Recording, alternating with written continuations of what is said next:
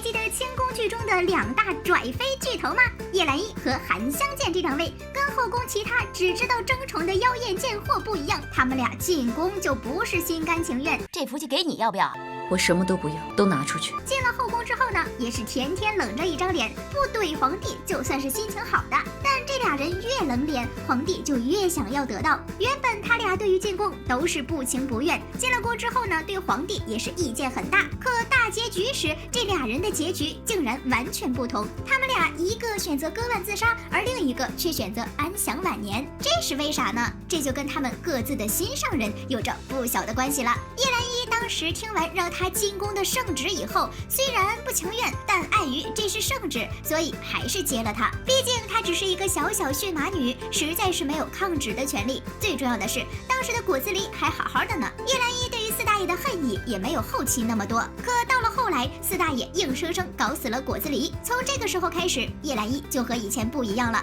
以前呢，顶多是想着不要怀孩子，现在是想着怎么把四大爷给弄死，于是就搞了一些催情香啊、朱砂之类的东西让四大爷使用。再后来呢，为了保住心上人果子狸的孩子，选择给四大爷来个猛药，这才有了最后的大结局。到了四阿哥登基的时候，叶澜依已经替果子狸报完了仇，他心中的怨恨呢也都消散了。这个时候选择自杀，也是为了能早早的去寻找果子狸。再加上四大爷本身就死得很蹊跷，选择赴死也是一种另类的保全。毕竟那些朝臣们脑洞可太大了，谁知道他们的小脑袋瓜里会不会想到啥？在这一点上，叶澜依就和韩湘剑完全不同了。叶澜依这边呢是进宫之后仍然暗恋果子狸，后期还知道四大爷搞死他的事情。可是湘剑还没进宫呢，就在路上眼睁睁的看着自己男朋友韩琦死于雪崩。韩琦的死，扎龙根本就一点都不知情。在韩湘剑进宫之后，他才知道有这么一个人，而且要不是韩湘剑自尽的时候非要说出来，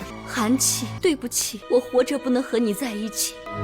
但我的灵魂会与你相聚。那估计扎龙永远都不知道自己还有个情敌，所以韩湘剑对扎龙的怨恨就比叶澜依对四大爷的要少一些。他在进宫之后呢，舞都没跳完就想自尽来着，而且还在御前2次拔刀。在场谁看不出来，人家这韩湘剑对他死去的未婚夫那是痴情一片呐。可是咱扎龙不管这些，直接就说要把他纳入后宫，甚至还极其不要脸的找到如意，让人家帮他去劝韩湘剑。朕不想留下遗憾，所以才请你来帮帮朕。在如意这个知心大姐姐的开导下，韩湘剑放下了自尽的念头。也就是从这个时候起，如意开导他的话就已经印在他心里了。就算是凭着这股子信念，韩湘剑也会继续好好的活下去。这还能说啥呢？建议如意在后宫开个心理咨询师班吧，拯救一下那些被扎龙荼毒的女人们，你们还能手拉手共创一个和谐美好的后宫。为啥大结局时叶澜依选择死亡，而韩湘剑却选择了活下去呢？叶澜依和韩湘剑结局大相径庭，其实和他们的出身背景也有逃不开的关系。首先，叶澜依是驯马女出身，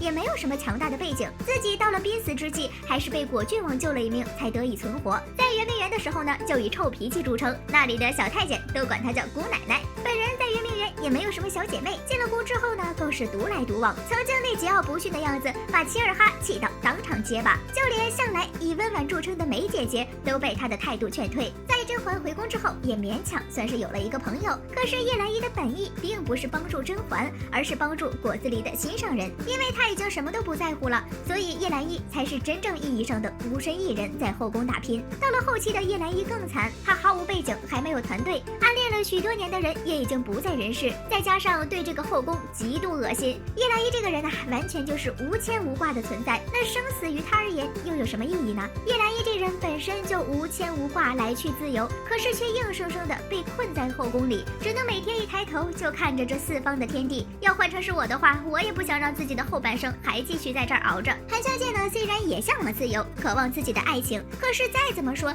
她也是韩部的公主，在被送出去的那一刻，就注定背负了全族人的性命。后来呢，扎龙还把他的一些族人接到了京城生活，这对于韩湘剑来说，无疑是最大的软肋，因为只有他好好活着，才能尽最大的努力保护好那些族人，否则即便是韩部再不想舍弃自己的族人，可现在也是真的相隔千里了。即便是真出了什么事的话，他们也没有办法，所以最能帮助他们的仍然是宫里的韩湘剑。其实，在扎龙把韩部族人接到京城的时候，湘剑就发现了他的目的。或许你是真的爱惜我，可也在要挟我，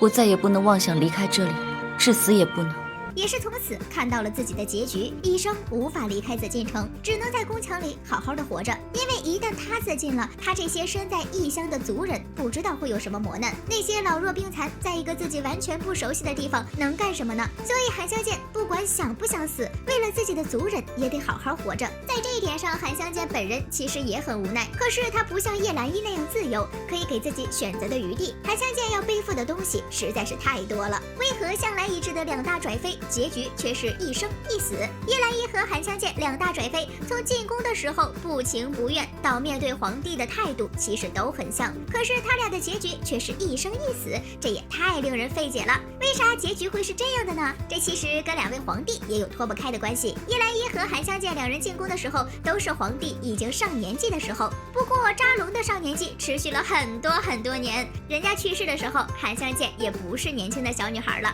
那时韩湘剑都差不多40来岁，大半辈子都过去了，为啥还要自尽呢？再说了，人家扎龙一直到退位的时候都还好好的活着呢，要是湘剑不努力的话，可能没得比扎龙都早，哪还需要自杀呢？可四大爷不一样啊，四大爷没的时候叶澜依可还年轻着呢，当时他身体不好的时候还说过，总喜欢看叶澜依那样年轻的面孔。朕就是喜欢看见那些花朵一样的面孔，瞅着您嫔那么年轻，觉着自个儿也年轻了。这就足以说明当时的叶澜依还是一朵娇嫩的小花朵，从这上面就差出一大截呢。再加上叶澜依本身就对什么都不在乎，到了最后只想为果子狸报仇，所以筹谋了许久，好不容易才把四大爷的身体透支。这时候又因为鸿雁被四大爷怀疑，下了一剂猛药，直接加快了他的死亡倒计时。四大爷的葬礼过去之后，叶澜依感觉自己的使命已经完成，他为果子狸报了仇，还保住了他的2个孩子以及旧情人。所以在弘历登基那天，叶澜依穿上果子狸最喜欢的绿色衣服，